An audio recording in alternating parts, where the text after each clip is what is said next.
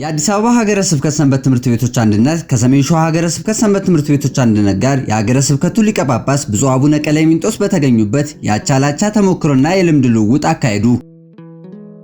የአዲስ አበባ ሀገረ ስብከት ሰንበት ትምህርት ቤቶች አንድነት ከሰሜን ሸዋ ሀገረ ስብከት ሰንበት ትምህርት ቤቶች አንድነት ጋር ብፁዕ አቡነ ቀሌምንጦስ በመንበረ ፓትርያርክ ጠቅላይ ጽሕፈት ቤት የሰንበት ትምህርት ቤቶች ማደራጃ መምሪያና የሰሜን ሸዋ ሀገረ ስብከት ሊቀ ጳጳስ በተገኙበት የአቻላቻ የተሞክሮና የልምድ ልውውጥ አካሂደዋል።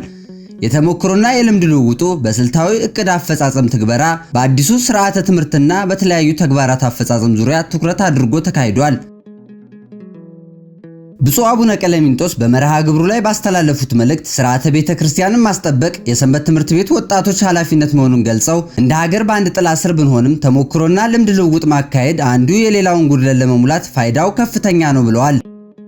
ሀገር አቀፍና ሀገረ ስብከት አቀፍ የሰንበት ትምህርት ቤቶች አንድነት በወረዳና በተለያዩ አጥቢያዎች ከሚገኙ ወጣት የሰንበት ትምህርት ቤት አባላት ጥብቅ ግንኙነት በመፍጠር በጅምር ደረጃ የሚታዩ መልካም ተግባራትን አጠናክሮ ማስቀጠል እንደሚገባም አስገንዝበዋል። ብፁዕነታቸው ተከታታይነት ያለው ድጋፍና ክትትል በማድረግ በሃይማኖትና በመልካም ስነ ምግባር በማነጽ የነገ የቤተ ክርስቲያናችን ተተኪዎች ማፍራት ለነገ የማይባል ተግባር መሆኑንም ገልጸዋል። የሰንበት ትምህርት ቤት ወጣቶች የቅድስት ቤተ ክርስቲያን ትልቅ ሀብትና ሕይወት ናቸው ያሉት ብፁዕ አቡነ ቀሌምንጦስ ሌሎች ለጥፋት ሲሯሯጡ ይስተዋላሉና የሰንበት ትምህርት ቤት ወጣቶችና ምዕመናን ለቤተ ክርስቲያን እድገት ልማትና አገልግሎት መተባበር አለብን ብለዋል።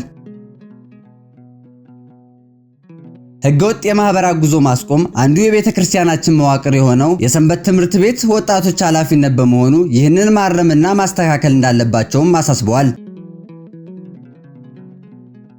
ምዕመናን ቅድስት በሆነችው በዕለተ ሰንበት በየአጥቢያ ቤተክርስቲያናቸው በመጸለይ ወንጌልን በመማር በማስቀደስ ቅዱስ ሥጋውና ክቡር ደሙን በመቀበል ማሳለፍ ሲገባቸው ዕለተ ሰንበትን በጉዞ ማሳለፍ ከሥርዓተ ቤተክርስቲያን አንጻር ተገቢነት የለውም ሲሉ ብፁዕነታቸው አባታዊ መልእክትን አስተላልፈዋል።